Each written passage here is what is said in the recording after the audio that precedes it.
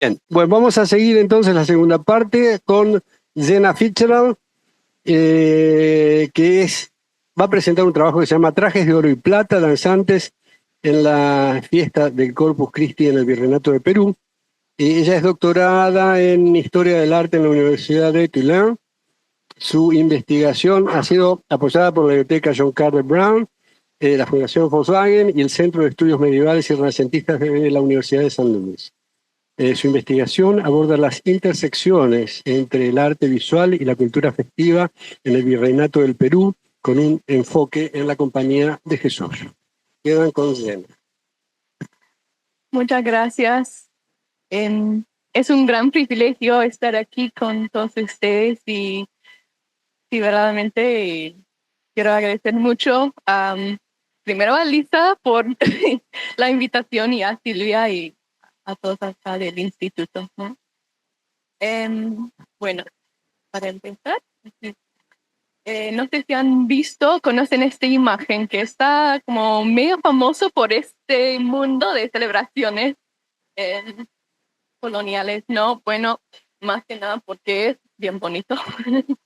Es de un pintor anónimo y forma parte de una serie de tipos, o sea, parecidas a los álbumes de trajes y de las pinturas costumbristas españoles. Y la serie incluye pescadores y tal, pero esta representa un tipo de vestimenta.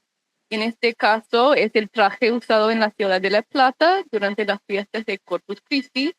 Y aquí abajo nos explica el tema. Dice, el traje de los indios danzantes en las fiestas de Corpus y otras de la ciudad de La Plata, vestidos de plata, trabajada a martillo, con peso de 7 o 8 arrobas, y los sombreros a moriones de oro, con el de 3 a 4 libras, adornados de monedas de oro, perlas y piedras preciosas, y el del tambor de los mismos danzantes. Y bueno, hoy en día el lienzo está en México, está en el Museo Sumaya, pero viene de lo que hoy en día es Bolivia. Y bueno, nos avance. Lo que vemos en el lienzo corresponde a algunos trajes conservados en museos hoy en día. El ejemplo acá con el rojo y verde es en el Ambrosetti acá, y los que pueden venir el viernes podemos disfrutar juntos. En el centro es en Potosí, Paso de Moneda, y el otro es un ejemplo que está en Lima. Bueno, está en el Museo de Oro. Y los ejemplos más notables se encuentran aquí en Buenos Aires, en el Museo Ambrosetti, y bueno, como dije, los podemos ver. Los trajes del Ambrosetti son del siglo XVIII, con origen en Jujuy, y ese como demuestra que este género de vestimenta pues está ampliamente por gran parte de los Andes, y por ahora no voy a enfocar tanto en los trajes del siglo XVIII, XIX.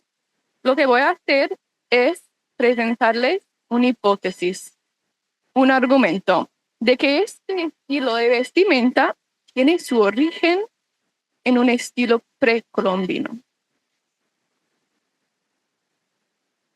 Aquí tenemos los pedacitos de metal sueltos, sin sus textiles, pero se puede imaginar todo cosido uno por uno a un base textil como este. Por un lado tenemos el ejemplo tardío colonial y por el otro lado el estilo precolombino.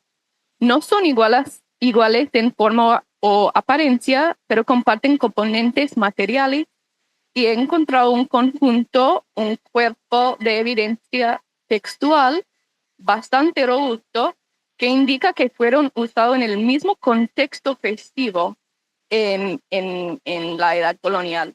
En el caso anterior, por danzantes indígenas desde antes de la llegada de los españoles, y casi inmediatamente fueron adoptados para la celebración de Corpus en el siglo XVI. Lo mismo lo que vemos con el estilo colonial tardío. Hoy vamos a recorrer algunos textos principales que tratan de la vestimenta metálica con el contexto virreinal. Trazaré la transformación de la opinión sobre estas prendas, incluso las de los famosos el Inca Garcilaso de la Vega y Felipe Guamán Poma de Ayala. Voy a empezar con el Inca Garcilaso, después pasamos a un relato jesuita escrito antes del texto de Garcilaso, seguimos con el inicio del conflicto y las acciones contra los trajes de metal y terminamos con una prohibición de la vestimenta escrita también por un jesuita y adoptada por el arzobispo. Lo que vamos a ver es que al principio los escritores se maravillaron y alabaron la vestimenta metálica precolombina. Luego los clérigos, incluidos los jesuitas y los visitadores de idolatría, cuestionaron su potencial devocional y condenaron y destruyeron este primero estilo precolombino.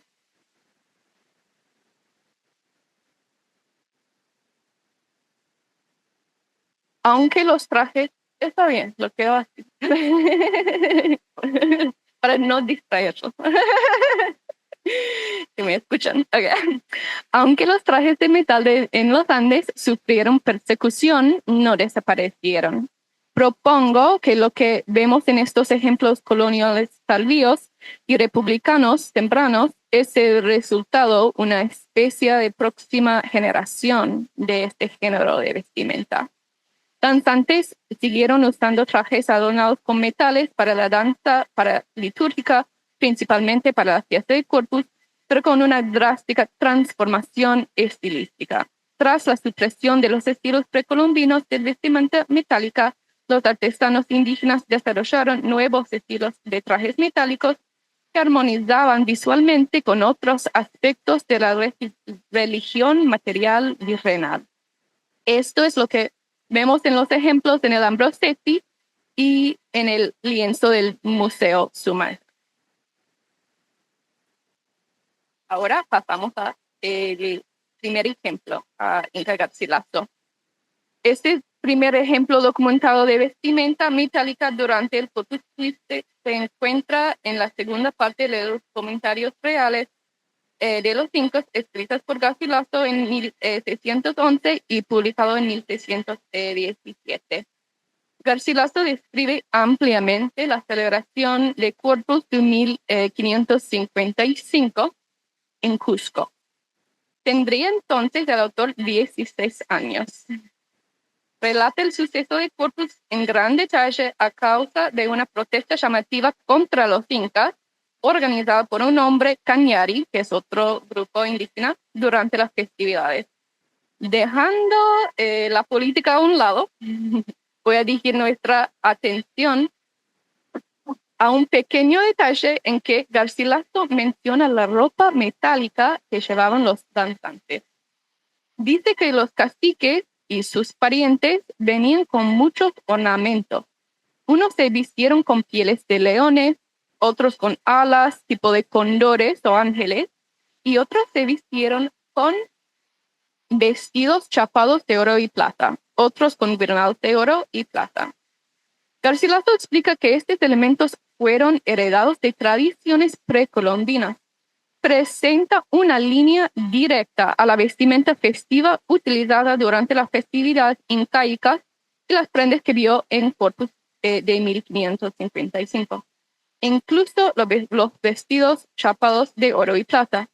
Dice que eran las galas, ornamentos e invenciones que en tiempo de sus reyes incas usaban en la celebración de sus mayores fiestas, de las cuales dimos cuenta en la primera parte de estos comentarios. Fin de cita. Y fiel a su palabra, en la primera parte de sus comentarios, incluye dos descripciones de celebraciones en las que usaban vestimentas chapadas en metales preciosos. En el libro 5 sobre el ritual agrícola para el Sapa Inca y el sol, Garcilaso dice que la gente labraba las chacras,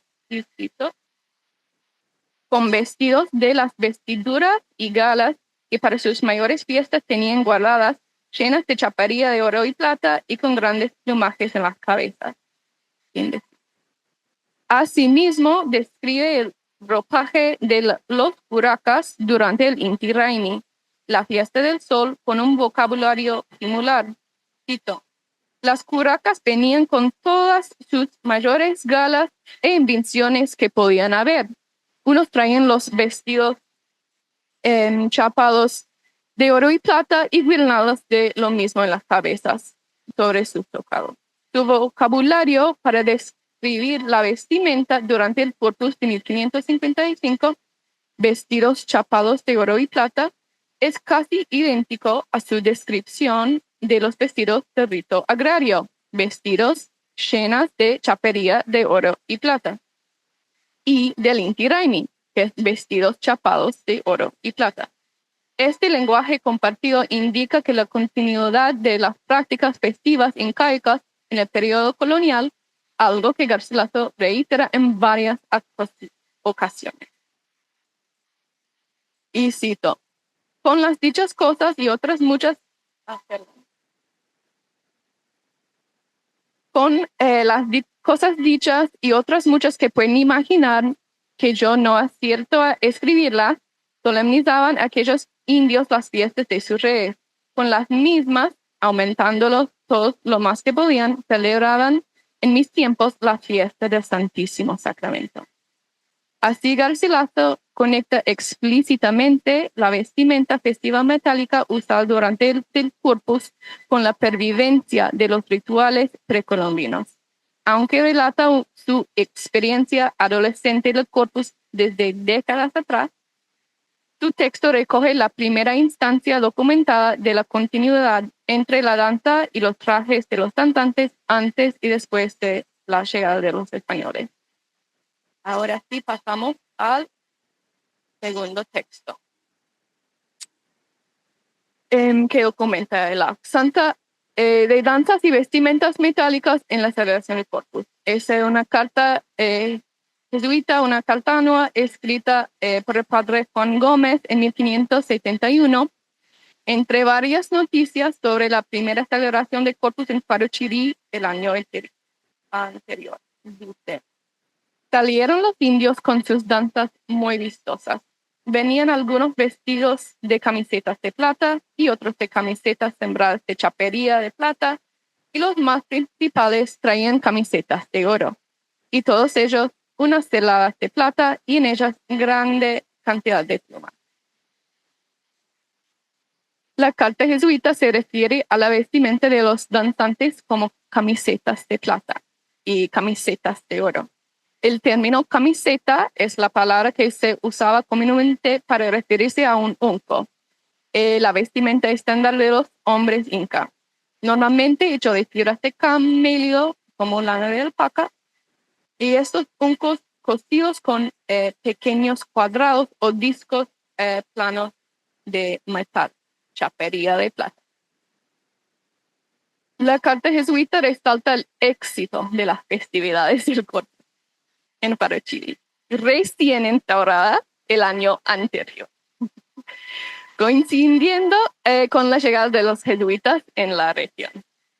Aunque fueron los jesuitas quienes supervisaron y dirigieron la celebración católica, la carta de Gómez sugiere que gran parte de la festividad estuvo influenciada por los señores indios.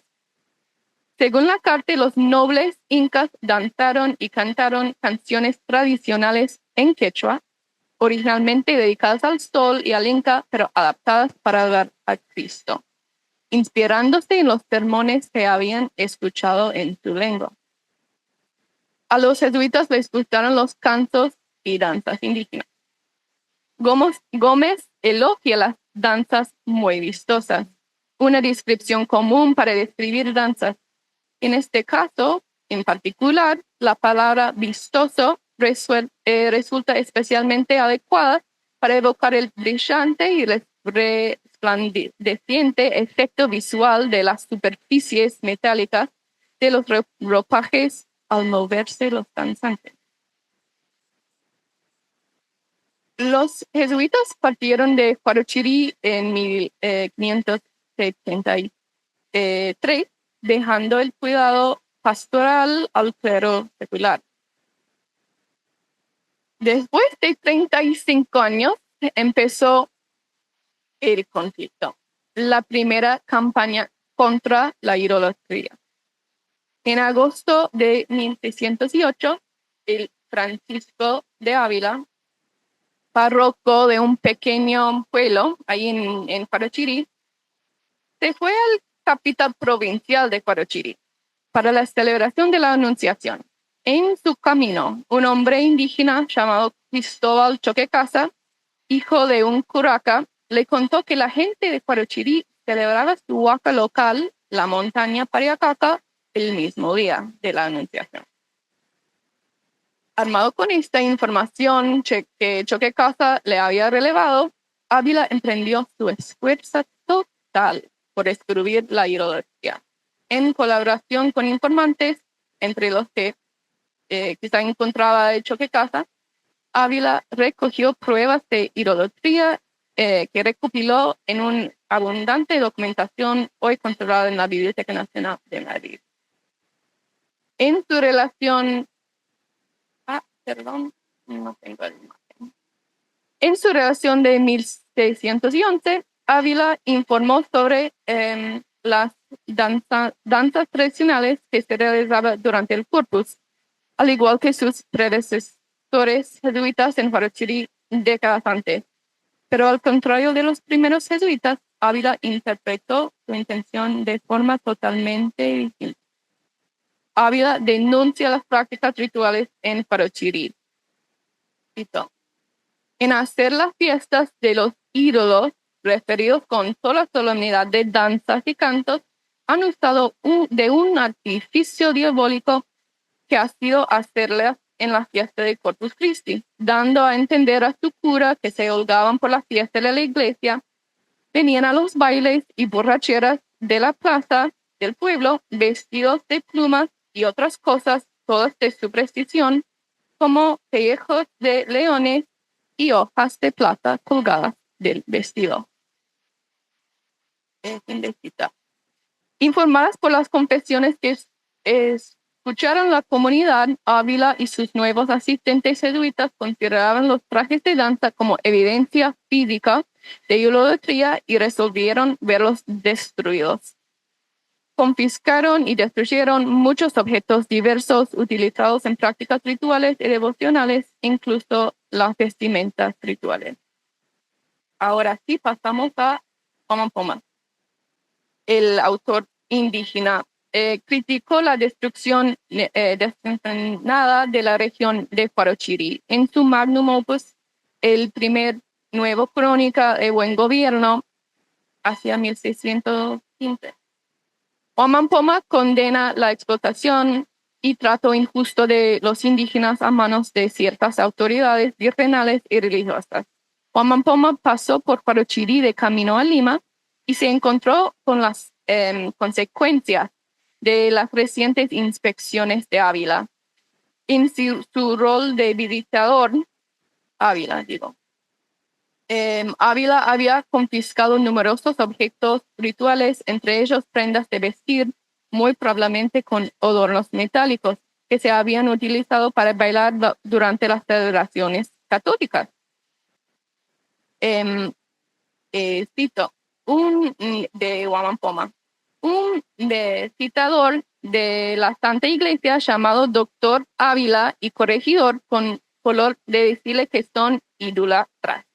Les ha quitado mucha cantidad de oro y plata y vestidos y plumajes y otras galanterías, vestidos de cumbe, camisetas, perongos, que son vasos, arquías, otras vacías, todo de plata y oro, los cuales tenían para danzar y holgar en las fiestas y Pascuas, Corpus Christi del año, y se los ha llevado todos de los pobres indios. Me gustaría destacar que Omampoma especifica que las prendas que Ávila confiscó se usaban para las fiestas católicas en particular. Dice, los cuales tenían para danzar y holgar en las fiestas y Pascuas Corpus Christi. Omampoma lo que veía como una injusticia contra los pobres indios, a quienes entendía de ser buen cristianos, no idólatras. Así vemos a la transición hacia la destrucción del primer estilo de trajes metálicas de danzantes. Después de las campañas de Ávila, se prohibieron oficialmente danzas al uso antiguo. En la Carta Pastoral de 1649, publicado por el arzobispo Pedro de Villagómez, el arzobispo de Lima tomó gran parte de la política sobre la vestimenta festiva y la danza y el canto ritual directamente de la obra de la extirpación de la idolatría en el Perú, publicado en Lima en 1621, escrito por el jesuita Pablo José Arriaga. Para Arriaga, el canto, la danza y la vestimenta formaban un acto unificado. Desprecia los cantos como muchos disparates de sus antiguayas, los cuales se interpretan explícitamente para invocar los nombres de las huacas. En su capítulo sobre el título del capítulo es sobre las otras causas de la idolatría de los indios, Arriaga informa que se había permitido erróneamente a la gente conservar sus vestimentas rituales tradicionales, incluidas camisetas con chapería de plata, que servían únicamente para ornamentar a las huacas o se usaban exclusivamente durante festividades idolátricas. Creía que la conservación de estas prendas contribuía a la práctica continua de rituales idolátricos. Por ello, recomendaba que la vestimenta ritual fuera quemada. Como dije, en 1649, el arzobispo de Lima formalizó las políticas de Arriaga en su Carta Pastoral. Su sección, este es el de Arriaga y, la carta, esto es Arriaga y el Carta Pastoral.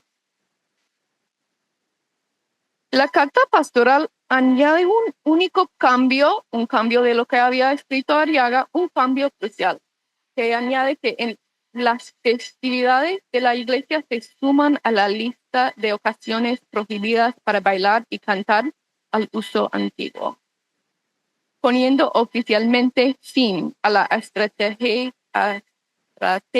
original de adaptación por parte de los jesuitas, la que los jesuitas habían utilizado por primera vez en la celebración de Corpus Christi en 1570 en Parachirí.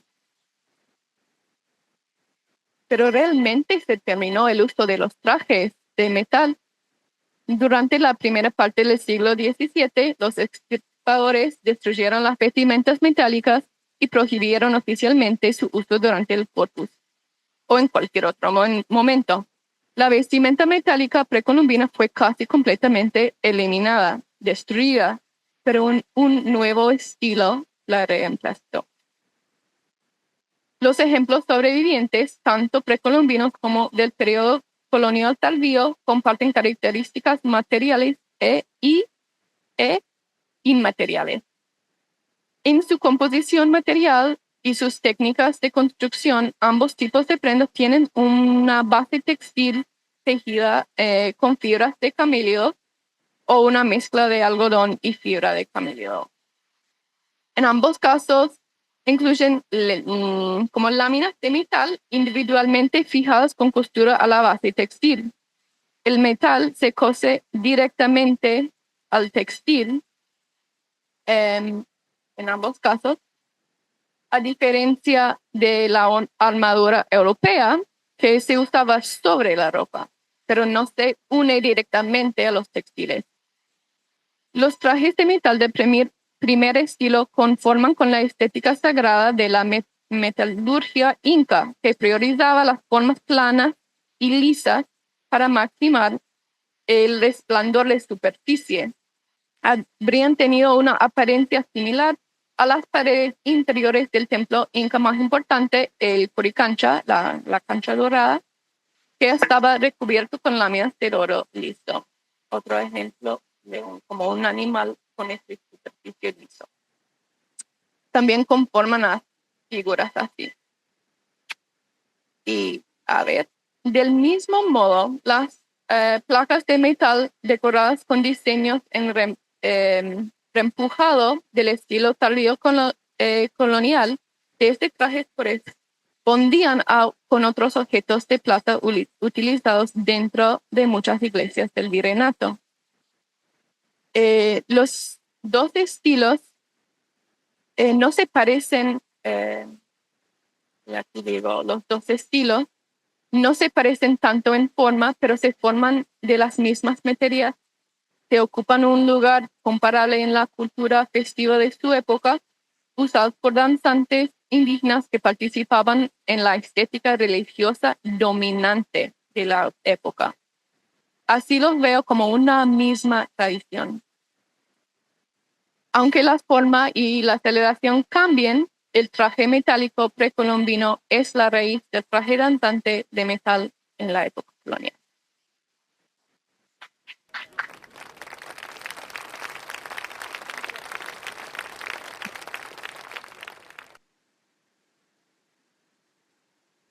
Bueno, presento a Eric Salazar de la Universidad de Talca, que va a hablar de ritualización de la muerte en las representaciones visuales de la conquista de América entre la fascinación y la condena.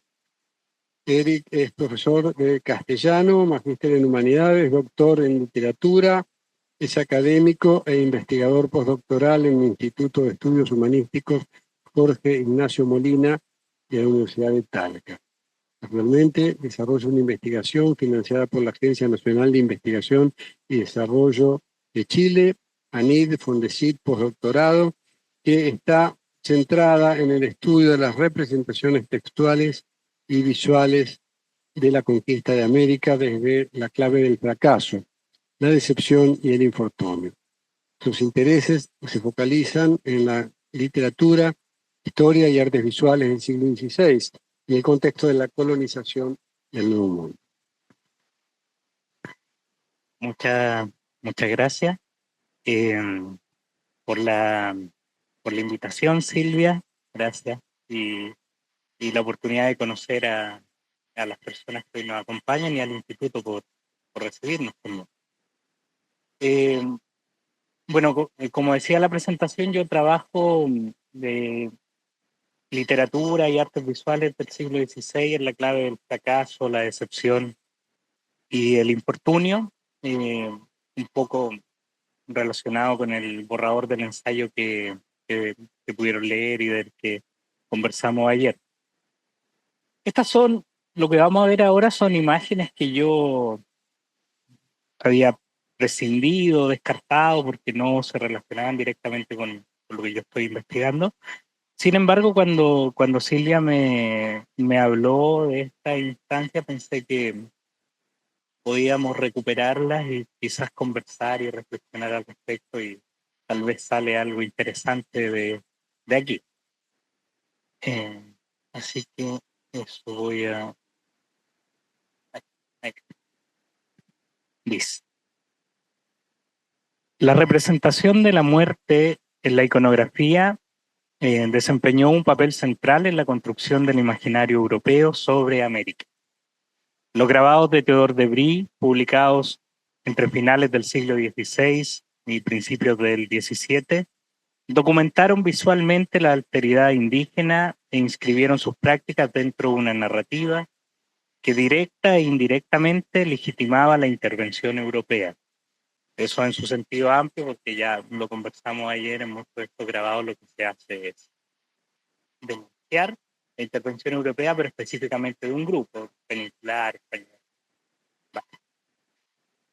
En este sentido, estas imágenes son dispositivos discursivos que articulaban una visión específica del Nuevo Mundo, donde la muerte, en tanto espectáculo visual, opera también como prueba de una supuesta barbarie indígena. Lo primero que voy a precisar es que estos registros pueden leerse de manera independiente o desconectados de los relatos de origen. Las ilustraciones respondían a textos, sobre todo relatos de viajeros del siglo XVI, y sigo lo que propone Roland Barthes con respecto de que las imágenes en estos contextos, cuando se relacionan con textos, se pueden desconectar de ellos y las imágenes por sí mismas pueden transmitir y producir significados, otros significados incluso, que bien lo mostró Daniel al final de su presentación. Cambia completamente si yo bendigo el referente textual del visual, nuestra otra lectura completamente nueva. Y eso lo plantea Barthes en la lección inaugural de la clase de semiología literaria, que es un texto ya clásico. En este contexto creo que estas imágenes tienen una función discursiva específica, las imágenes asociadas a los rituales indígenas. Son una herramienta para exotizar la alteridad, legitimar la intervención y reforzar la jerarquía. Grunzinski tiene un texto conocido que se llama La guerra de las imágenes, y ahí él estudia las imágenes en el siglo XVI y por qué fueron tan importantes o por qué se popularizaron tanto. Lo mencionamos ayer, uno de los factores tiene que ver con el analfabetismo que había, o sea, las imágenes complementaban una falencia o un problema en la época. Pero él dice, lo voy a citar en este texto de la guerra de las imágenes, dice: el occidente cristiano conocía de tiempo atrás esta función pedagógica y mnemotécnica asignada a la imagen y ampliamente justificada por el analfabetismo de las masas. Cierro la cita. De acuerdo con el historiador, las imágenes en este periodo cumplieron tres funciones. Uno, eran una guía para la comprensión textual, apoyaban los textos. Dos, facilitaban el aprendizaje de lo desconocido porque lo materializaban visualmente. Y tres, reforzaban la ilusión y la fascinación del público europeo. Estas imágenes tenían un destinatario. De los múltiples ejes visuales que componen el corpus de imágenes del siglo XVI, me interesan aquellas que se vinculan con la muerte como dispositivo de significación. Si bien hubo muchas ilustraciones que circularon durante el periodo, el taller de Brie es probablemente uno de los proyectos editoriales más conocidos, pues ilustró varios de los hechos más relevantes que acontecieron en el Nuevo Mundo, ya desde la llegada de Colón y las guerras civiles, ilustró la gran rebelión de encomenderos, que es quizás la guerra civil más grande del periodo temprano de asentamiento. Y la revisión de la literatura indica que el corpus más estudiado son las imágenes de la brevísima relación de la destrucción de la India de Bartolomé de las Casas, pero en la versión en latín. Ahí no se ve muy bien, pero ahí hay algunas de esas imágenes que son emblemáticas, porque definen con gran precisión el movimiento y cómo se realiza, quienes colonizan el continente, ilustrando el relato de Bartolomé de las Casas. Por ejemplo, solo en la primera ahí hay 13 indígenas que son colgados, porque Bartolomé de las Casas dice que los conquistadores los ahorcaban de a 13 en honor a los 12 discípulos, más Jesús. Y así muchos de estos relatos se ilustraron, se hicieron muy conocidos. La mayoría de los estudios vinculan fuertemente esto con la leyenda negra.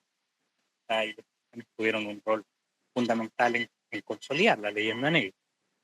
Por ejemplo, la última, esa la trabajo en clase y voy a decirlo muy, muy breve en Yucatán. la indígena se ahorca escapando, se quiere ahorcar con su hijo o hija indígena, y los conquistadores la encuentran cuando el hijo todavía está vivo. Y el fraile o el sacerdote, que no se alcanza a ver, pero está ahí, en vez de descolgarlo, lo bautiza y lo deja morir. Esas son las ilustraciones de la brevísima relación en su versión en latín. En este caso yo voy a hablar de esta colección que se llama América, que incluye varios volúmenes de los distintos territorios, Florida, Virginia, Brasil, Perú, Río de la Plata, y no integra las imágenes de la brevísima relación. Ya nos va a mostrar otro panorama. Data entre 1590 y 1634, la editorial es un proyecto familiar, inicia Teodor, pero lo continúan después su hijo, su esposa también, tratando de seguir los mismos diseños, entonces esto tiene mucha continuidad visual.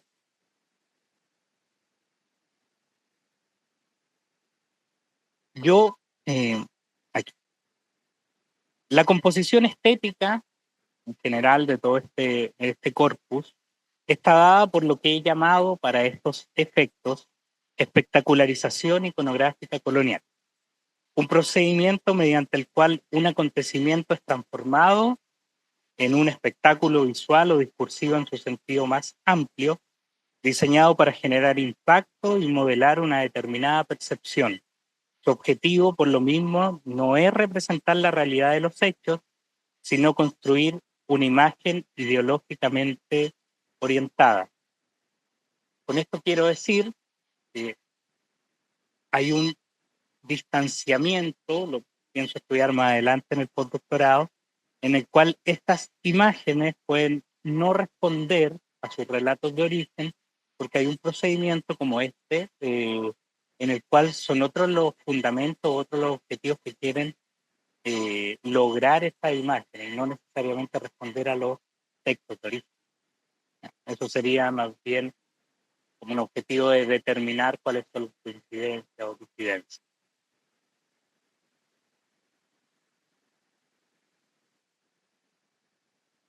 En cuanto a la metodología, voy a pasar al análisis de imágenes ahora, pero para que podamos ir siguiendo la lectura que voy a hacer, voy a trabajar con el método iconográfico iconológico Panofsky en los niveles preiconográfico, iconográfico e ideológico. El nivel preiconográfico es la descripción formal o de los elementos que son visibles, cuáles son los elementos que componen la imagen. En el iconográfico es cuáles son los significados que tienen esos elementos, y en el iconológico es la interpretación de esos significados para que nos den un sentido en su contexto. Y voy a trabajar también la idea de la retórica visual de Barthes, que nos permite examinar el studium, que es el sentido interno y externo en el marco cultural, el punctum, que son los elementos que producen impacto, que más nos llaman la atención en una ilustración o en una imagen, y el anclaje, que es cuál es la relación que tiene esa imagen-texto o imagen-imagen, que pueden haber continuidades o rupturas en las secuencias. Tengo 15 figuras, no voy a ver las 15 figuras porque el tiempo es poco y así podemos conversar después. Vamos a ver solo algunas y otras voy a decir algo muy, muy breve y lo vamos a ver. Ya, este es un episodio bélico, presenta un conflicto interétnico entre grupos indígenas, y lo que llama más la atención es la mutilación. En el nivel preiconográfico, la escena presenta cuerpos desmembrados. La escena presenta cuerpos desmembrados e indígenas arrancando las cabelleras y extremidades de los derrotados. La disposición visual refuerza una percepción de la violencia principalmente porque las partes humanas son presentadas como trofeos. Todos, si se dan cuenta, el cabello ahí atrás. En el nivel iconográfico, el grabado se alinea con la construcción de la alteridad a través de la crueldad, y la composición responde a una estructura visual donde los elementos son la prueba de la barbarie. La espectacularización de la imagen contribuye a la configuración del indígena como un ser dominado por impulsos o acciones brutales desde la perspectiva europea, occidental. Y la imagen presenta un elemento particularmente interesante en la toma 3. En la toma 3 estamos viendo la sodomización del cuerpo muerto de un indígena que fue derrotado. Eso desborda las categorías de interpretación occidentales porque les da a entender que la moral y lo que se hace con los cuerpos es muy distinto a lo que ellos tienen o conciben desde su imaginario.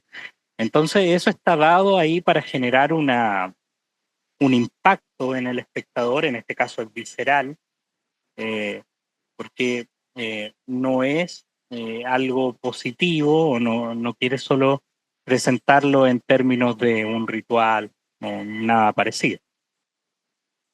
Estos tres elementos constituyen el punctum de la imagen, es decir, son los que sobresalen: la escena del cuerpo mutilado, la cabellera como un trofeo y la penetración en la última imagen como algo que desborda el pensamiento o las categorías de interpretación europea.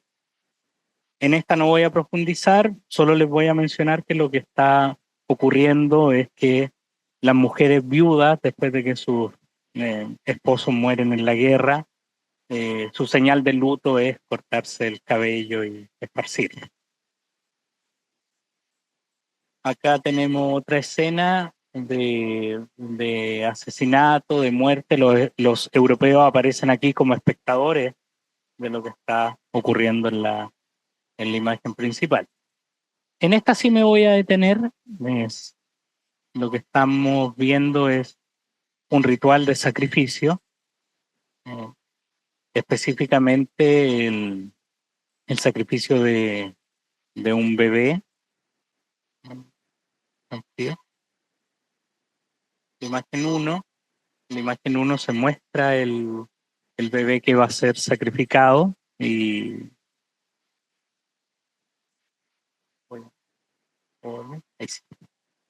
en la imagen 1, que allá a la derecha se está mostrando el bebé que se va a sacrificar, mientras todas las mujeres indígenas están en una actitud ritual o festiva, están danzando ahí, y al medio la posición sufriente de la mujer indígena no hace suponer que tiene un vínculo maternal, seguramente.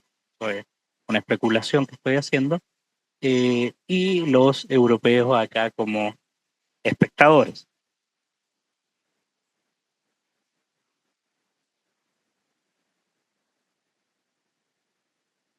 En términos de la retórica visual, el grabado genera impacto a través de la exposición del bebé, que corresponde al puntum. Se acentúa si consideramos a la mujer sufriente que está al frente del altar y cuya proximidad sugiere el vínculo maternal, y el contraste entre el dolor individual y la festividad colectiva consolida la percepción de insensibilidad, por lo que se establece una distancia emocional entre el espectador y los personajes que están siendo representados. Tenemos otras imágenes. Estas son las secuencias de Brasil, del cautiverio de Staden. Esta la voy a saltar porque quiero ver esta. Todas son imágenes de Brasil, del cautiverio, lo que ocurrió durante ese periodo. Y en esta en específico, la imagen presenta un acto de antropofagia, en el que mujeres y niños participan activamente. Por eso muestro esta imagen, porque solo hay mujeres y niños. Y niñas, seguramente. La composición refuerza la idea de una práctica estructural o común en la sociedad indígena, a pesar de que en realidad se suscribe un contexto ritual. El puntum radica en los platos con restos humanos que intensifican el impacto visual y también en las mujeres cuyas expresiones y gestos rompen con la expectativa de pasividad.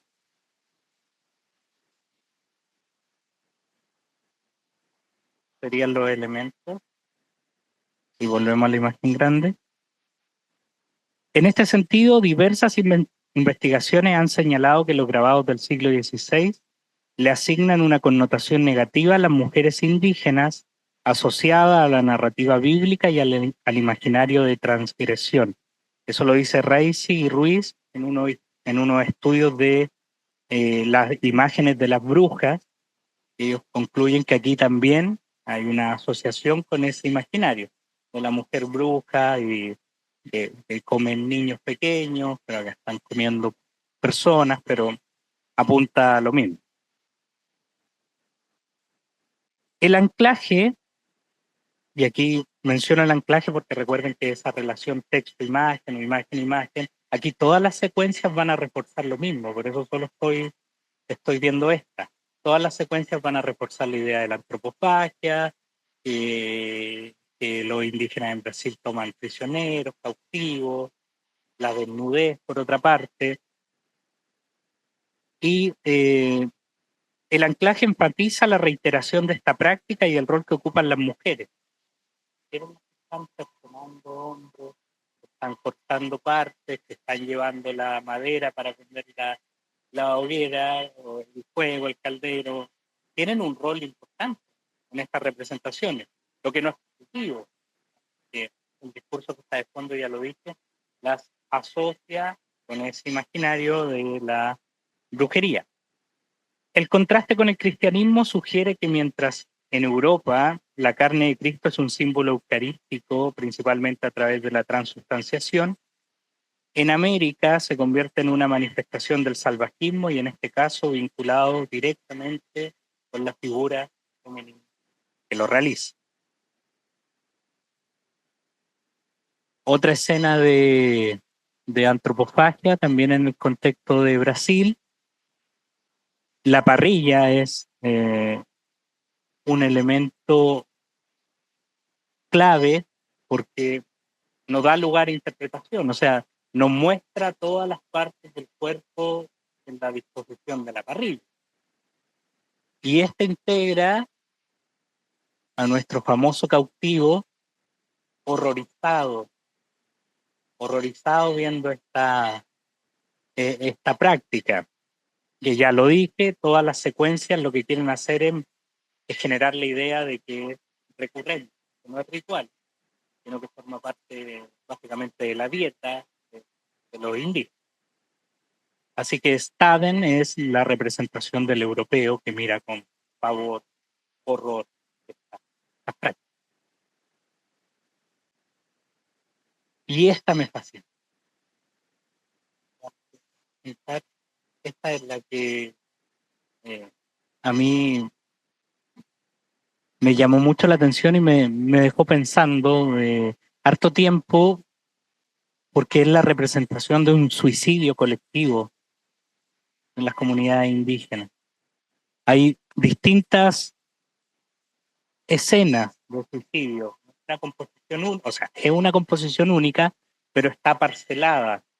De hecho, la lectura que uno puede hacer de esta imagen, la flecha me quedó horrible, pero es un paneo horizontal. Desde la imagen 1, yo puedo ir viendo las distintas secuencias de muerte en esta comunidad indígena. Incluso acá están matando a los niños, los adultos están matando a los menores.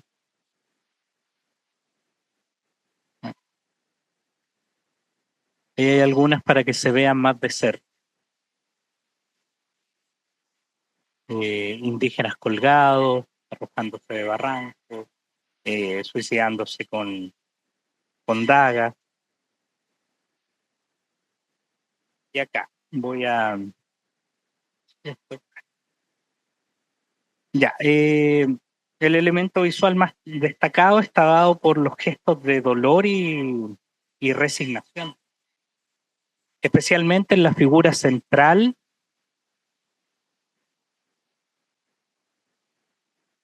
Especialmente en la figura central,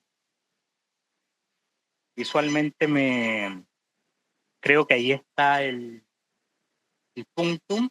Y cuando la vi la primera vez pensaba dónde había visto ese gesto. Estaba en la casa y vi una imagen de San Sebastián, mi pareja la veo muy católica, de misa dominical. Tenemos algunas figuras religiosas y era la misma pose.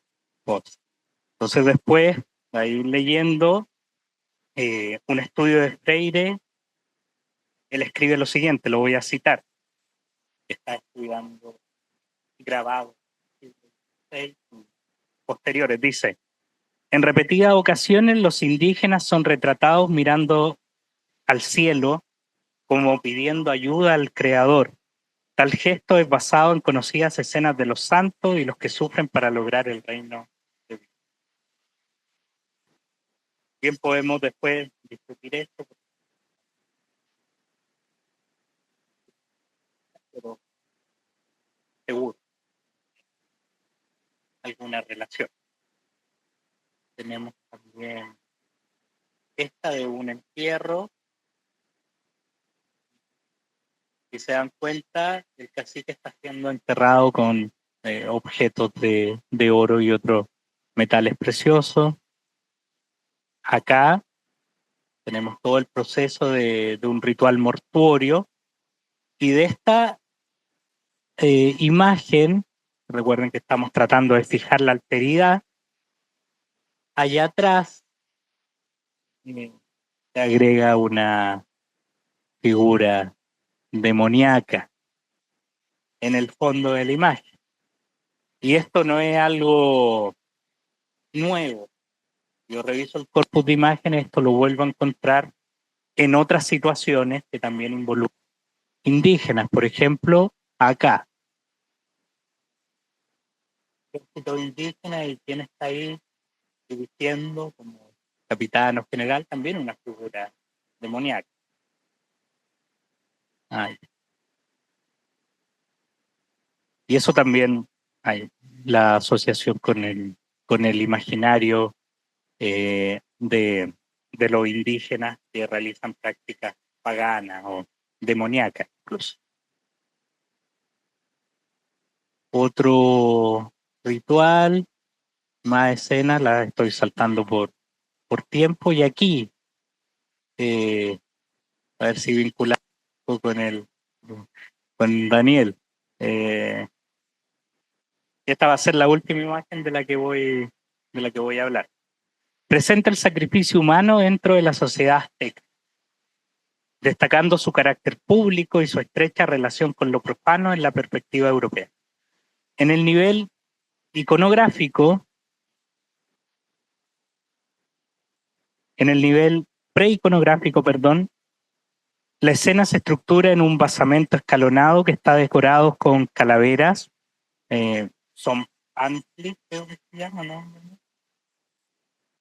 Y configura un espacio donde la muerte se espectaculariza. En la cúspide, un grupo de sacerdotes sostiene a la víctima mientras se realiza el sacrificio, reforzando una dimensión teatral en esta imagen. Tiene paralelos con el paganismo en su sentido iconográfico, porque los sacrificios son un marcador visual de la otredad. En este sentido, la imagen se convierte en una herramienta narrativa que permite su lectura desde la óptica cristiana. Por cuanto el europeo interpreta los cultos indígenas, ahí estoy citando a Ruiz, en comparación con la iconografía de la religión cristiana y por tanto ve en estas ceremonias el culto al diablo. ¿Cómo podemos reforzar esa premisa? Porque acá la imagen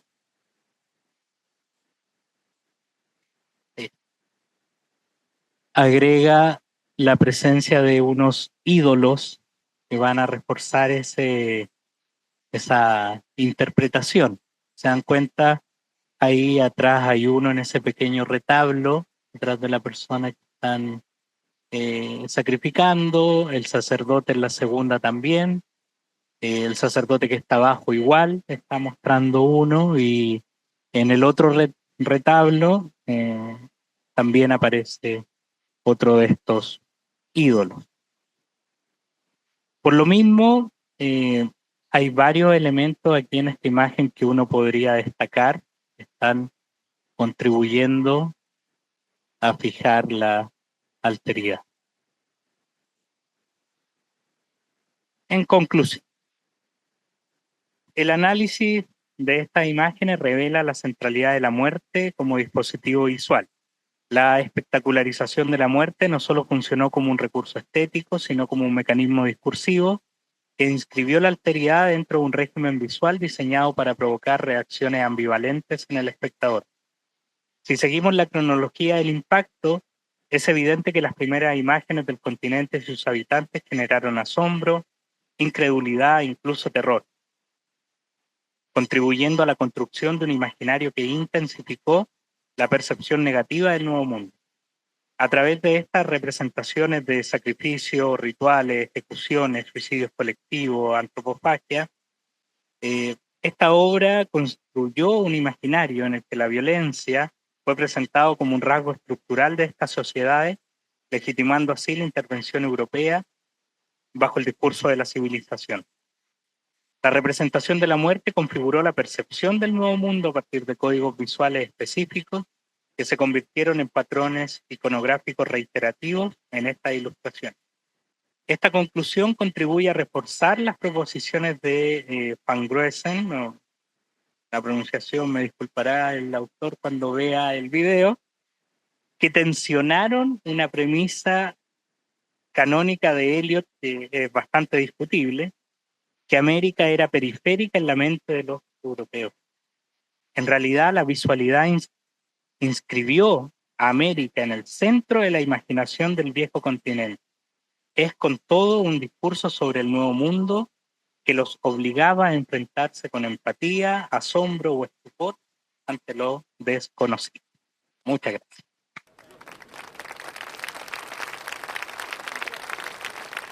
Bueno, voy a presentar a la última, ¿no? Expositora, por favor.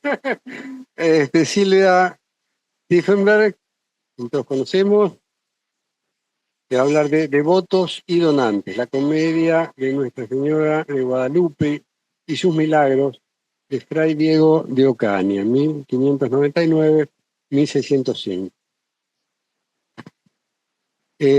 Silvia, bueno, es del Instituto Filosofía UBA CONICET, profesora en la Facultad de Filosofía y Letras de la Universidad de Buenos Aires, investigadora independiente del Consejo Nacional de Investigaciones Científicas y Técnicas.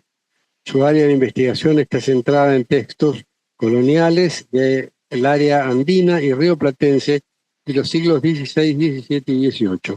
Ha publicado, entre otros libros, Pensar América desde sus colonias, Textos e Imágenes de América Colonial, 2019, la Fundación Ausente, Discursos en torno al Cuarto Centenario, 2016, Romance de Luis de Miranda, 2014, Historia del descubrimiento y conquista del Río de la Plata por Ruy Díaz de Guzmán, de 2012, Literatura latinoamericana colonial hacia las totalidades contradictorias, 2010. Actualmente está realizando la edición crítica de las relaciones a tierra de Chiriguanos, 1617 y 1618, de Ruy Díaz de Guzmán. Los dejo con la autora. Bueno, bueno, gracias más que nada por estar acá. Voy a leer porque ya no soy capaz, yo creo que de todas maneras. Bueno, lo que les traje es un texto muy poco conocido, recién cuando se edita, hablamos que lo edita Iberoamericana Perfuer, de Fray Diego de Ocaña. Tuvo varias ediciones previas, pero siempre no eran ediciones filológicas, eran ediciones incompletas, hasta que finalmente Blanca López Mariscal hace la edición hace unos pocos años y ahí el texto empieza a circular. Es un texto interesantísimo, todavía creo yo muy poco trabajado. Es una crónica, por supuesto, pero tiene la particularidad de contener una obra de teatro, ¿no? Una pieza dramática que se llama Comedia de Nuestra Señora de Guadalupe y sus mitades. Vamos a ver, no sé cómo se pasa. Ah, era como obvio. Está bien.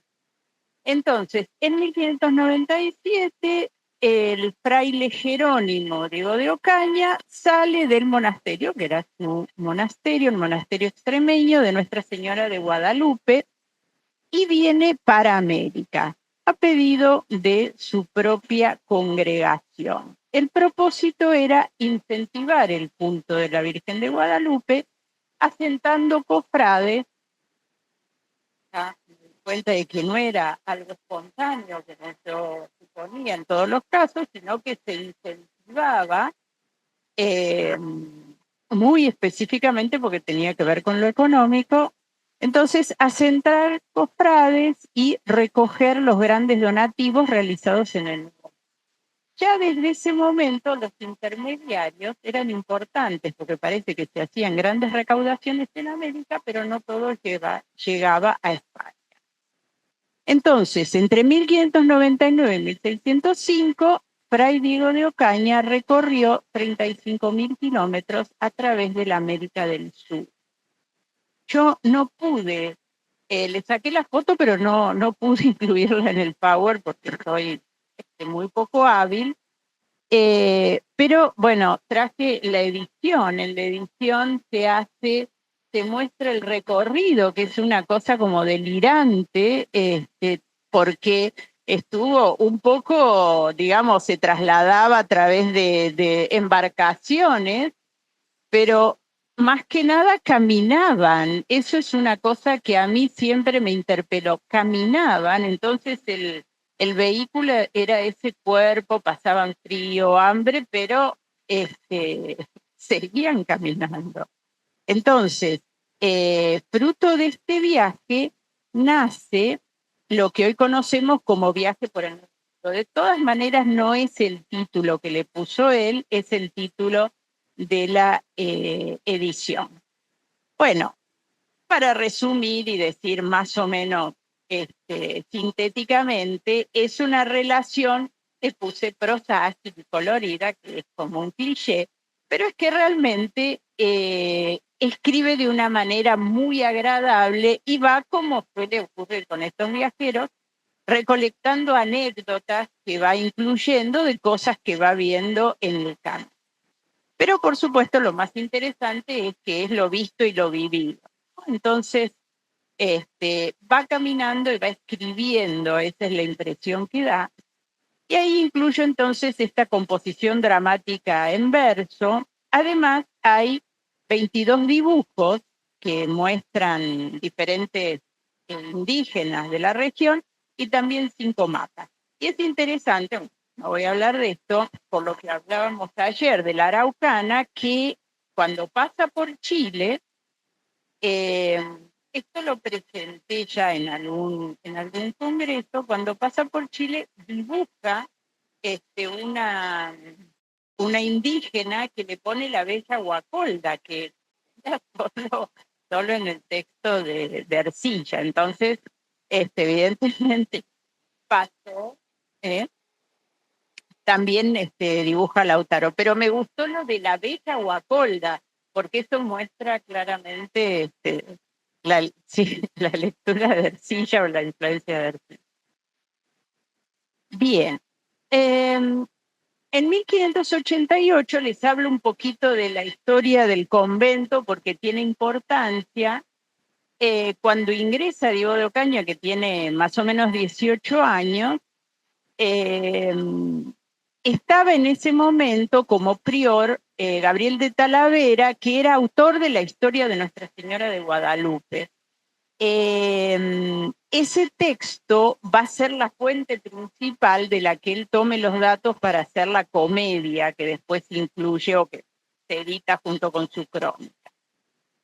Y el clérigo con el que, digamos, el compañero con el que Ocaña se embarca hacia América, que era otro fraile del monasterio que se llamaba Fray Martín de Posadas, había sido protagonista de un resonado caso de exorcismo en la época, que aparentemente aparece en los escritos del convento, se había llevado a cabo gracias a la intervención de una imagen de la Virgen. Están tratando de exorcizar, el demonio se resiste, y entonces hay una aparición de la Virgen y ahí se produce el exorcismo. Quiero decir con esto que en el convento había todo un contexto que hace, que sirve como fuente para lo que va a ser esta obra de Ocaña, conocida como comedia, que se representa en Potosí y en 1601, y es la culminación de un circuito que va a vincular Extremadura, donde está el monasterio, con Potosí a través de un desplazamiento en el espacio, donde viajar, dibujar o pintar y escribir son instancias, mi lectura, de una red isotópica en la cual la idea de celebración remite sin dudas a la díada donación-devoción que va a sostener el culto guadalupano en América.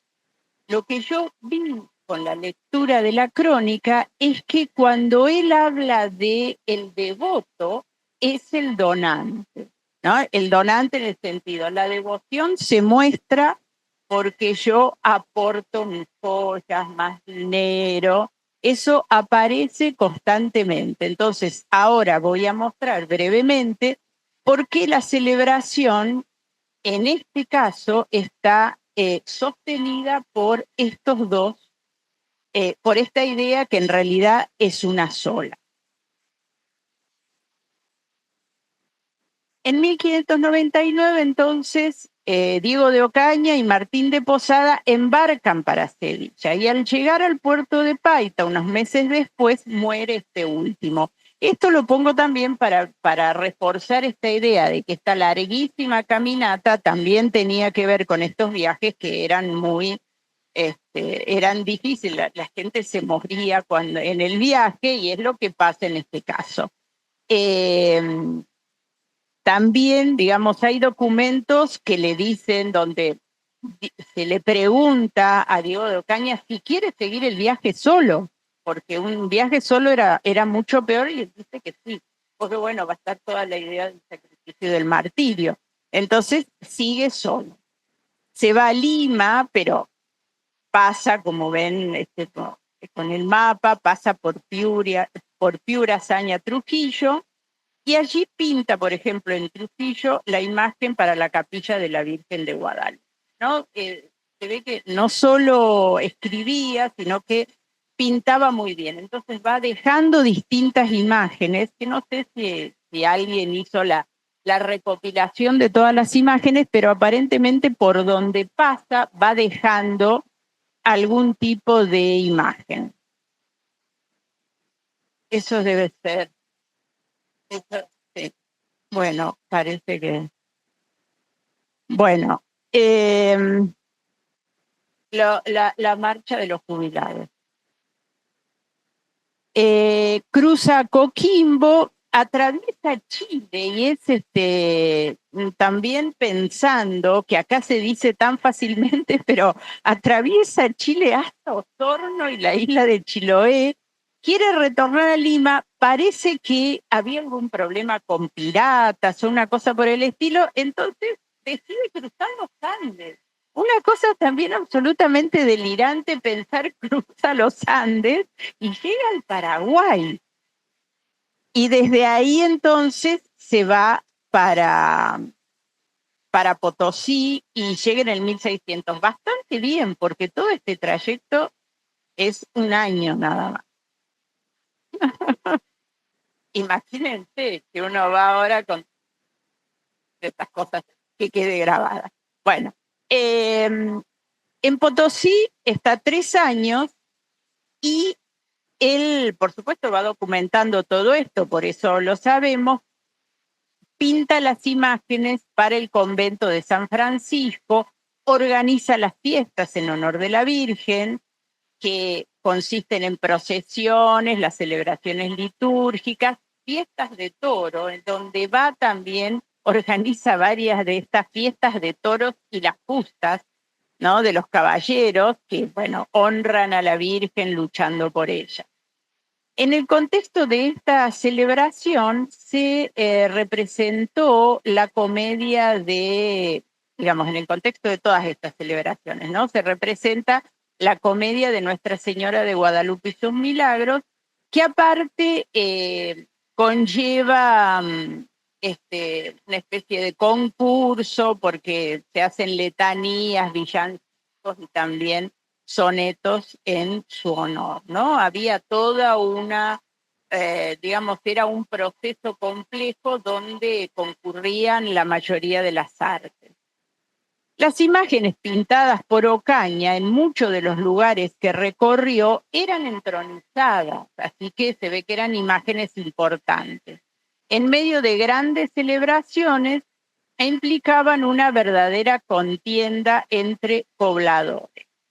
Es decir, tiendas entre los devotos. ¿Por qué?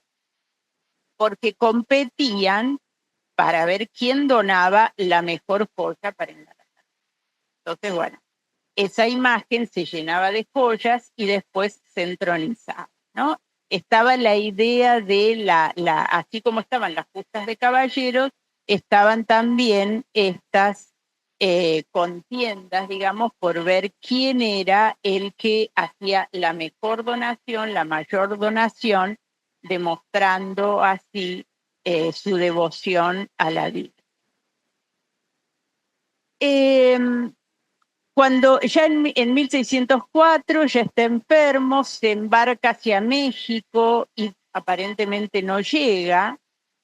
No se sabe ya qué pasó, porque bueno, deja de escribir y llega la noticia de su muerte al monasterio en 1608. El viaje de Ocaña hacia América es la consecuencia de la crisis económica en que se encontraba el monasterio en Extremadura en ese momento, porque habían disminuido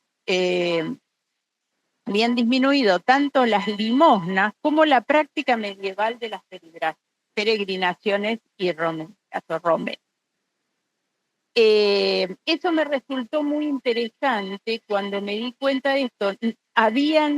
No había tantas peregrinaciones, por lo tanto, se cortaba, digamos, una forma de difusión de la devoción a la Virgen, pero entonces aparece el viaje en América, ¿no? Como algo que compensa. Entonces, el desplazamiento que ya no se da en Europa se empieza a dar en América.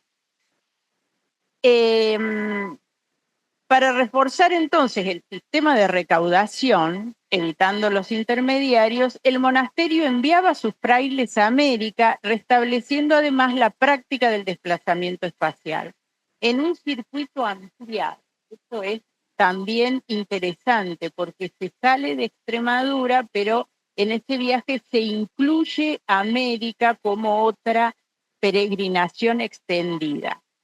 Circuito ampliado que implicaba un nuevo escenario de evangelización y sostenimiento.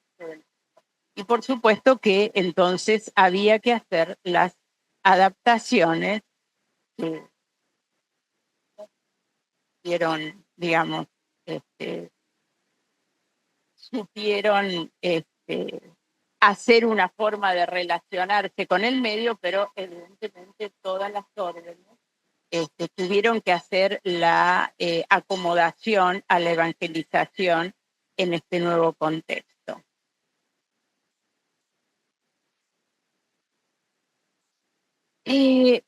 El monasterio de Santa María de Guadalupe, entonces, en Cáceres, en Extremadura, que tenía ya un prestigio porque a él habían dedicado su devoción Colón, Cortés y Francisco Pizarro, se integra en un espacio de coexistencia con los monasterios e iglesias americanos que adscribían al culto guadalupano.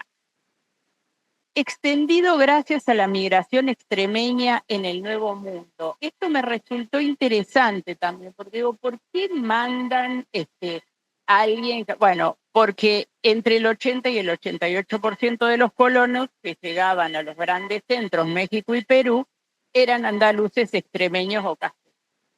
Entonces, sabían que iban a tener por lo menos un éxito relativo si llevaban la advocación a Guadalupe.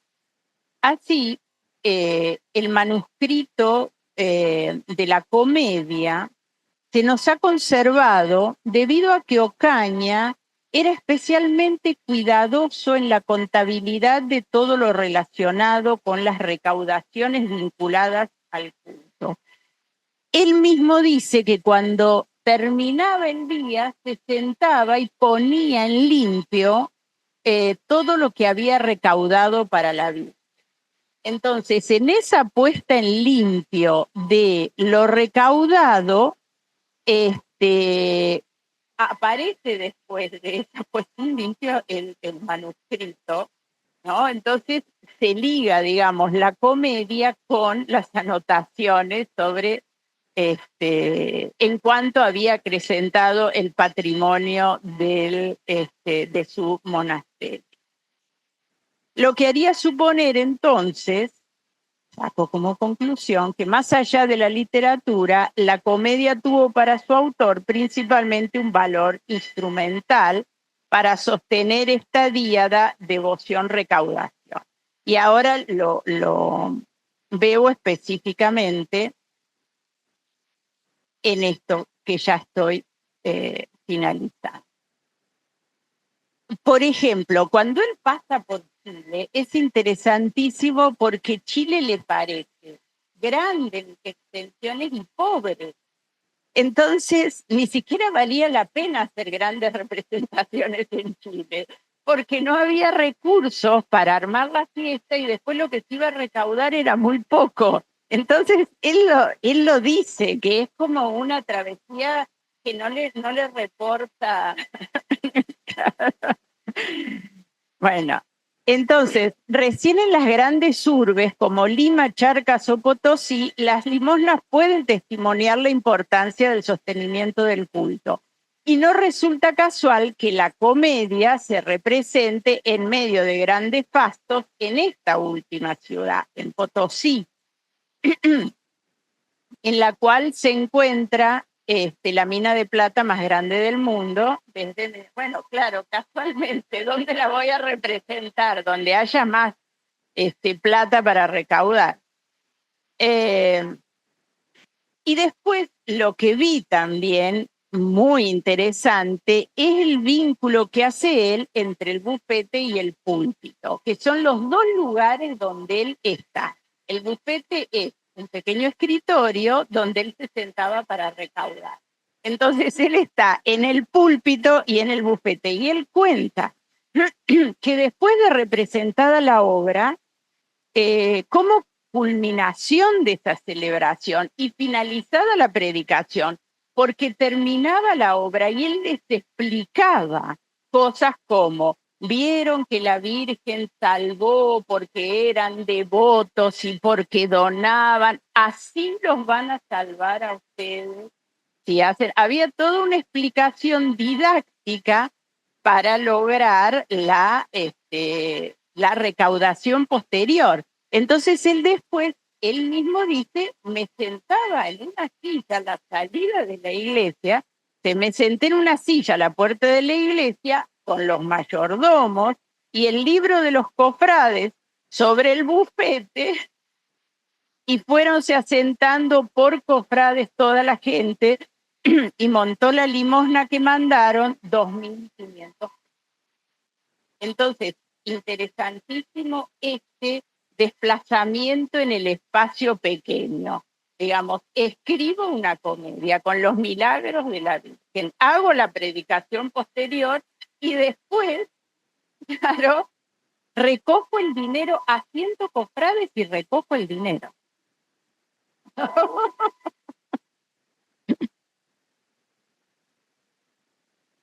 Bueno, finalmente entonces esta red isotópica que sostiene el culto evangelizador guadalupano no solamente articula el circuito que integra, asimila y equipara el monasterio de Santa María de Guadalupe en Extremadura y la iglesia de San Francisco en Potosí, donde se entroniza la imagen de la Virgen y se representa la comedia, también contribuye a la gestación de una historia transatlántica que incorpora a América en el devenir europeo. Esto también me resultó sumamente interesante como, digamos, un efecto tal vez no buscado específicamente, pero cómo contribuye a que se incorpore a América en el devenir europeo. ¿Por qué? Porque la comedia de Nuestra Señora de Guadalupe se estructura en dos partes, donde se narran la historia mítica de España, la pérdida de España por el rey Rodrigo y sus amores con la cava, que siempre somos las mujeres las culpables de las pérdidas, y la aparición milagrosa de la Virgen de Guadalupe, que ha sido elegida como patrona en la guerra contra el Moro, y entonces permite al rey Alfonso finalmente que se produzca el triunfo sobre los infieles. Y lo último, que también me resultó súper interesante, porque digo, bueno, ¿dónde viene la acomodación? ¿Dónde viene, digamos, cómo se integra América en todo esto? Es porque la celebración tiene un engranaje para mí muy aceitado, y la comedia estaba dirigida, y aparte esto está dicho también, el público eran negros, indígenas, españoles, el público era todo el pueblo, todos los habitantes del virreinato, y a mí me parece que antes que buscar la comprensión cabal de la historia de España, a mí me parece que tiende a la identificación de los espectadores con los personajes, que los personajes de la comedia son devotos y donantes, frente a la promesa de los nuevos milagros, que como se hizo allá los devotos recibieron milagros, acá los devotos van a recibir milagros, reforzada por la prédica del propio Caña, que sigue a la representación, pero ahora en el espacio americano. Y ese espacio americano, y esto es lo último que les digo, está aludido performáticamente en las justas de caballeros que preceden a la representación. Porque en esas justas, uno de los caballeros que participaban, que va a ser vencido, por supuesto, era el salvaje de Tarapaya. Y Tarapaya era un pequeño pueblo muy cercano a la villa de Córdoba. Bueno, nada más. Gracias.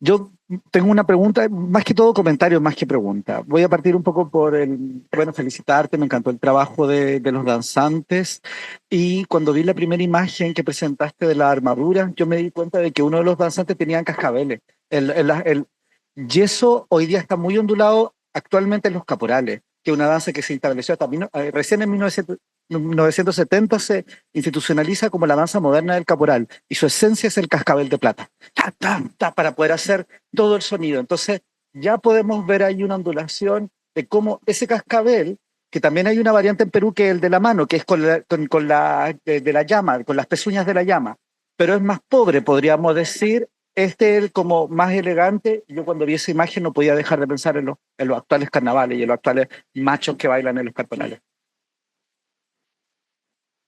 Eso es clave. Entonces, qué lindo ver cómo ha sobrevivido y cómo hay una historia del traje o por lo menos la historia de los trajes de la danza. Súper lindo eso. Yo creo que a cualquier caporal o cualquier persona que vaya a estos carnavales le gustaría conocer esta imagen de lo que están usando. Son prendas que tienen una tradición prehispánica, y creo que eso es una muy bonita imagen y me encantó ver.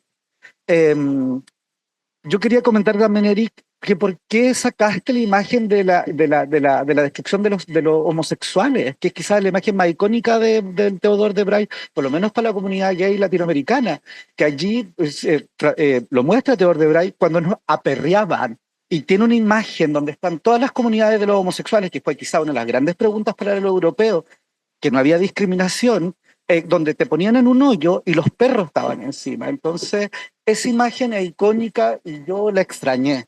Creo que es una de las imágenes fundamentales, por lo menos para las memorias del pensamiento prehispánico, del pensamiento indígena y especialmente del pensamiento LGBT contemporáneo. Y creo que no se debería perder esa imagen.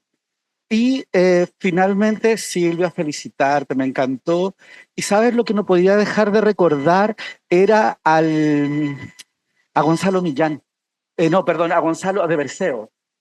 Berceo, porque claro, los milagros de Nuestra Señora, pero no tan solo los milagros de Nuestra Señora, sino que Gonzalo de Berceo escribió un texto que se llama San Francisco de la Cogolla, que los milagros, fue un texto falso, que él escribió para fomentar la peregrinación a su monasterio en La Rioja, y era solamente por plata. Entonces él inventó una serie de milagros para que todo el mundo peregrinara a su monasterio en La Rioja y se incluyera en una ruta de peregrinación. Por ende, la creación de milagros, la creación un poco de todo esto, es de una tradición como medieval, podríamos decir, de sobrevivencia que se ondula en América Latina, y también un poco esa como preeminencia del culto mariano, que también es una novedad, podríamos decir, en la cultura cristiana a partir del siglo XIII, que un poco deja de ser, es otra como vertiente de la devoción.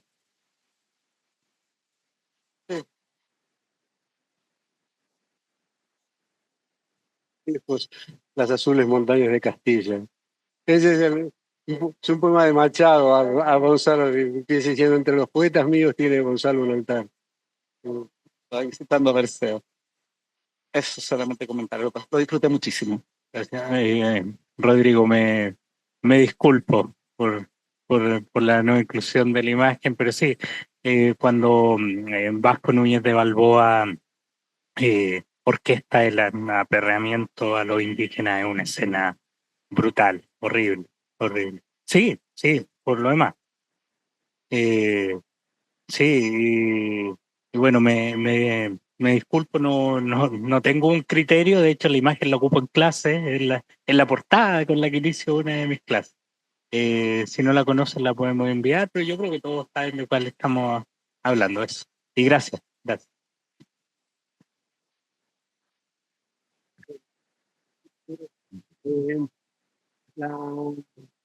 Estos folletos o vestidos prehispánicos, sin duda lo eran, tienen en realidad una larga tradición icónica, ¿no? Incluso en contextos españoles, porque son muy usados, por ejemplo, en los faldellines de los personajes de Canóforo, frutas, en las bases de las columnas, por ejemplo, si mal no recuerdo, es en Cepita, en San Pedro de Cepita, en Pomata, creo que también, y incluso en México. Si no recuerdo mal, en el retablo de Huejotzingo, el retablo mayor de Huejotzingo, y muchas veces con plumas, y acá en los Andes con las plumas se convierten en hombres suri. Los suri es en ñandú, ¿no? Entonces son hombres ñandú que eran un animal divinizado. Yo he visto en 1991, 92, algo así, hombres suris con unos faldellines de este tipo danzando en Abrapampa en la fiesta de la Pachamama, organizada por los curas, curiosamente. Yo le decía al cura, primero los mataron para hacer los cristianos y ahora les hacen la representación del hombre suri. Pero es un vestido ritual muy utilizado, incluso en las fiestas de la Virgen, los danzantes, ¿no? Generalmente con plumas, ¿no? Con metales. Pero es la misma idea de forma, ¿no? Una especie de faldellín.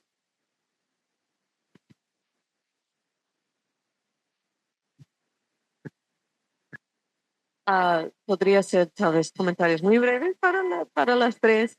Y Dina, creo que tal vez ya hablamos de la librea que diseñó Alige Garcilaso, de que habla en el prólogo.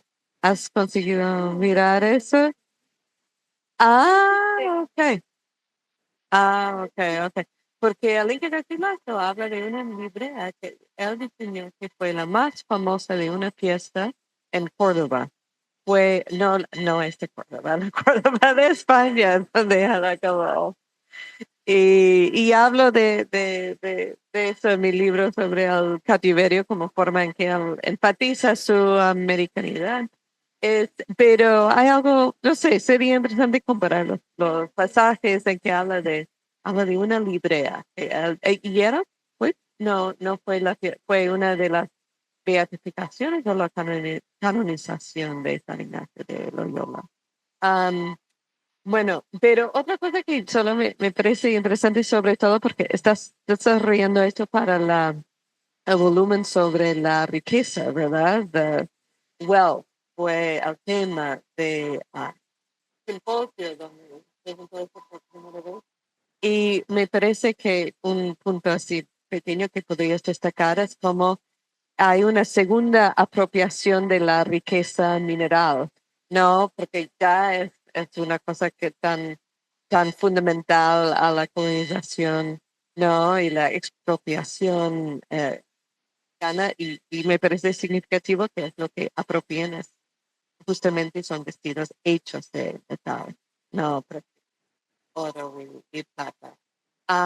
Eri, yo creo que cuando hablas de que de Brie como constructor de un imaginario, yo, un poco por lo que decíamos ayer, creo que es más interesante verlo como un receptor de ese imaginario. Porque él está copiando imágenes, están produciendo esto a finales del siglo XVI, está como yo creo que lo podemos ver hasta en ese sentido, tal como vemos los large language models hoy en día que recopilan toda esta información para crear nuevas.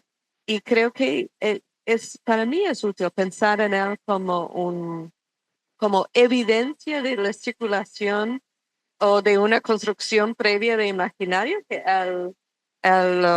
obviamente él contribuye, pero no es el inventor, ¿no? Es y tan bonita, y me acuerdo porque escribí sobre Potosí, tenía que escribir tal vez un poquito sobre Ocaña, me fascinaba eso, y luego ¿sabes por qué la Virgen de Guadalupe pasó a Sucre en vez de quedarse en Potosí? Eso no recuerdo si se sabe.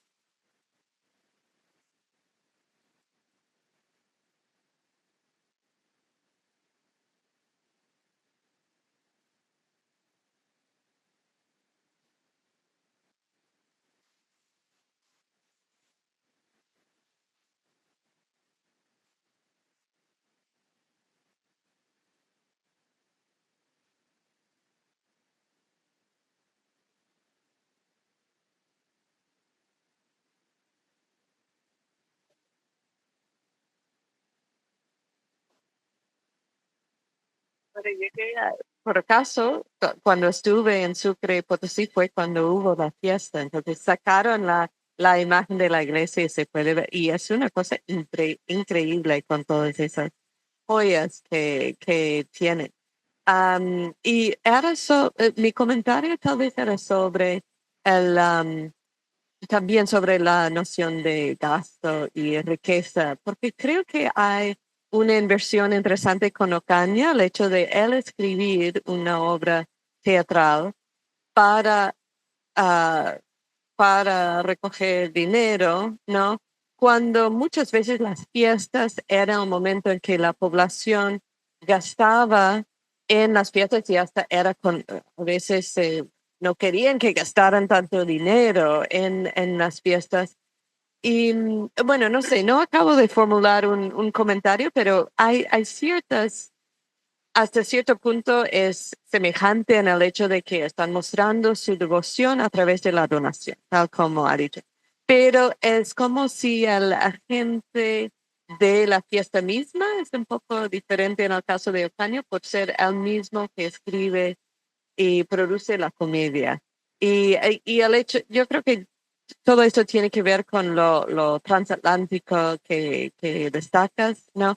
Pero lo comparo con la llegada de un virrey a Potosí, por ejemplo, y gastan todo para dar, y él como está participando de otra forma en la economía festiva. Tal vez eso sería el punto. No es exactamente una inversión, pero es una intervención un poco diferente en esta economía festiva. Bueno,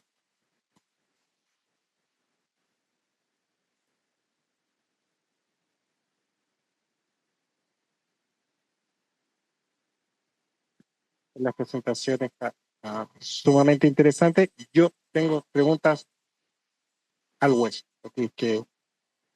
Sina, gracias por tu presentación. Me llamó mucho la atención eh, la imagen de Pachacuti Yamki que apareció en tu presentación. Eso, ¿cuándo apareció esa imagen? O sea, ¿quién hizo? Sí, ya. Sí, sí, que aparecía el diagrama. Claro, sí. No, no, es este.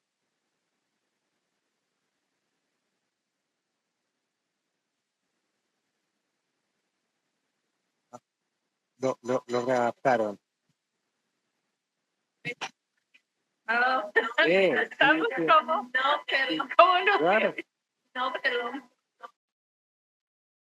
gracias por preguntarme. No.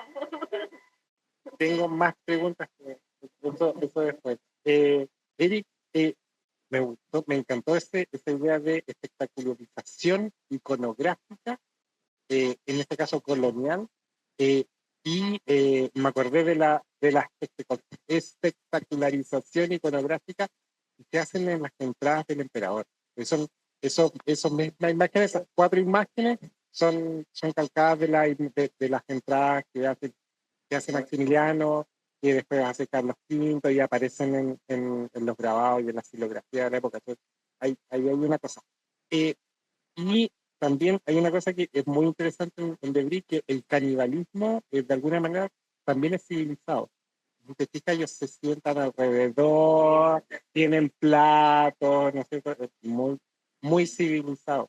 Y el demonio, eh, eso es algo interesantísimo, porque está todo el proceso de explicación de por qué se hacen estos rituales, ¿no es cierto? Y empieza recién a aparecer el demonio, no solo en América, sino aquí en Europa, para explicar ciertas cosas, y me parece que es un tema, ¿no?, para trabajar. Sí, en César de León, y Silvia, eh, me encantó también la presentación y me causó mucha curiosidad de qué se trata la comedia. Siento, eh, por- claro, pero, claro, pero me gusta, es que justo, justo en ese comentario de Lisa de la economía, ¿por qué? Porque existe una economía de salvación. O sea, yo pago, dejo, Sí, o sea, claro, sí. Uno de los leitmotiv de la historia eclesiástica. Claro, y es una enseñanza es la enseñanza de la salvación del alma a grupos indígenas que, o sea, yo me muero, vuelvo a la tierra, sigo en este círculo. Claro. Entonces, después me puedes contar de qué se trata la comedia y si es que el tema de la salvación que el alma sube, que el alma se va al cielo, se va al paraíso, que está problematizado en la comedia.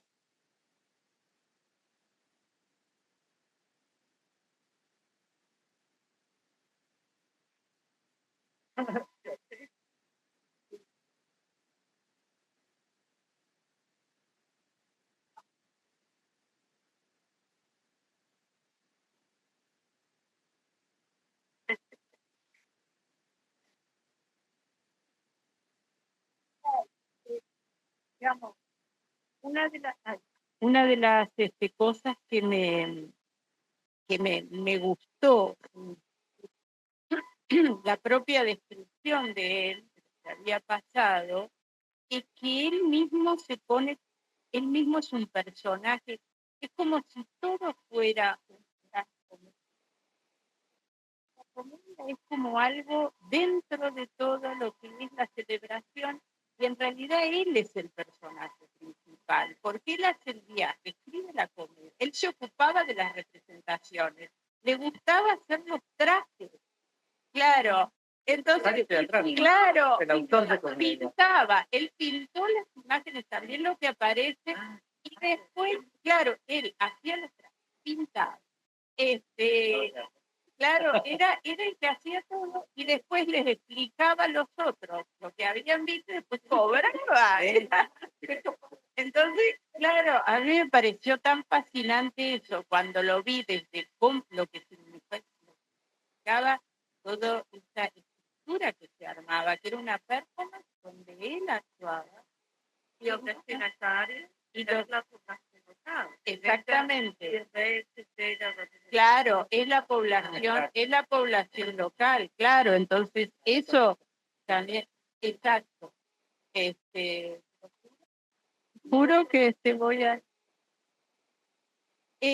una de las cosas interesantes también, por todo esto que decías, Lisa, el gasto, que tampoco yo lo tengo muy claro, pero a mí me parece que a él le gustaba esta cuestión del gasto excesivo, porque donde iba eran como unos fastos, unas pompas así, y la importancia que tuvo es que los actores, dicen todo eso, ¿no? Digamos, eso dice la bibliografía, eran actores profesionales. Así que quiere decir que ahí invertían también en quién actuaba. Y claro, había compañía, sí, eso, por eso también, bueno, claro, es un lugar más importante en ese sentido. Claro, en las periferias, ¿viste? Claro, exactamente.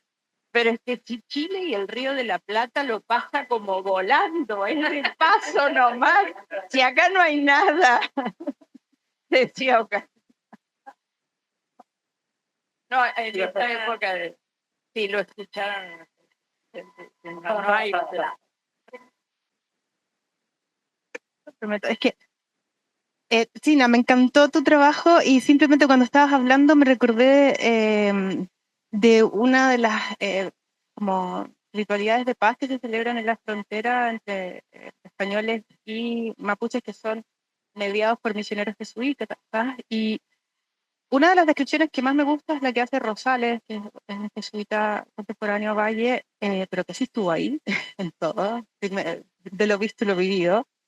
Y bueno, una de las cosas que planteo, y perdona que vuelva a mi libro, es que, o uno de los argumentos que tengo es que muchos de los grandes parlamentos celebrados en el siglo XVII interculturales, interétnicos, entre mapuches y jesuitas, españoles y jesuitas, es que se tomó la estructura ritual prehispánica del Millatún para estructurar el Parlamento de la celebración de la paz.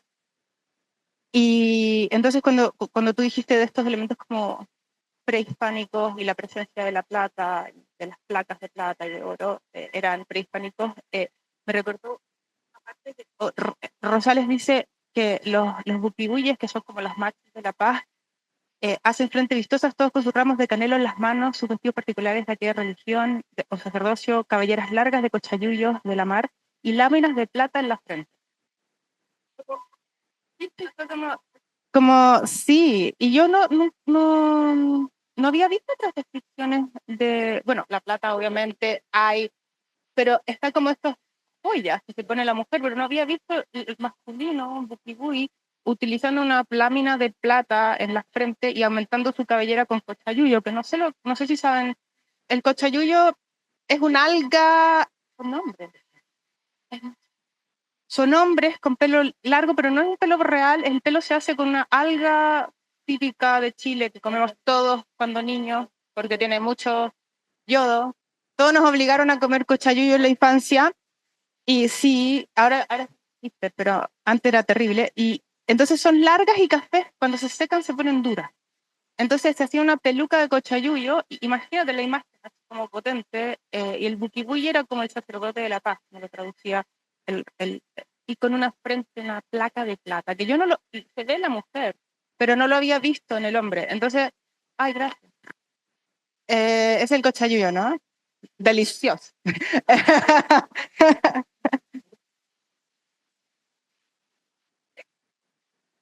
Sí, sí, sí.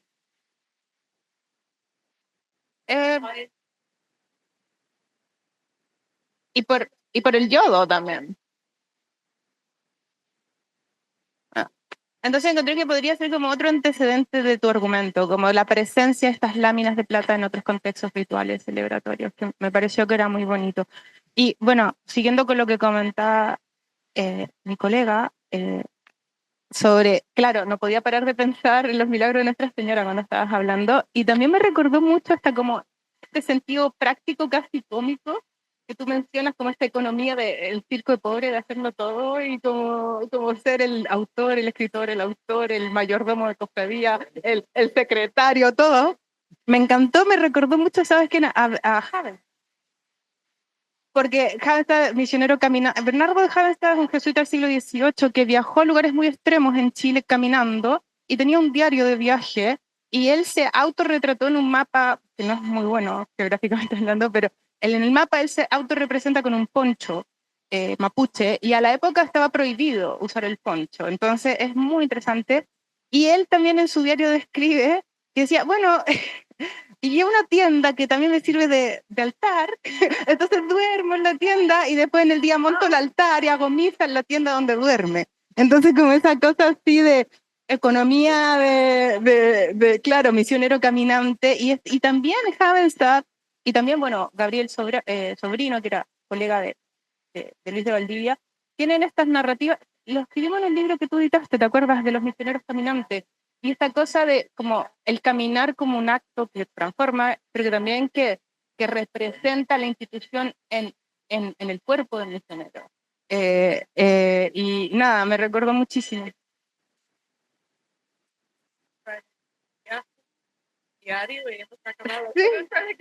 Sí. Así que más que preguntar, era comentarios.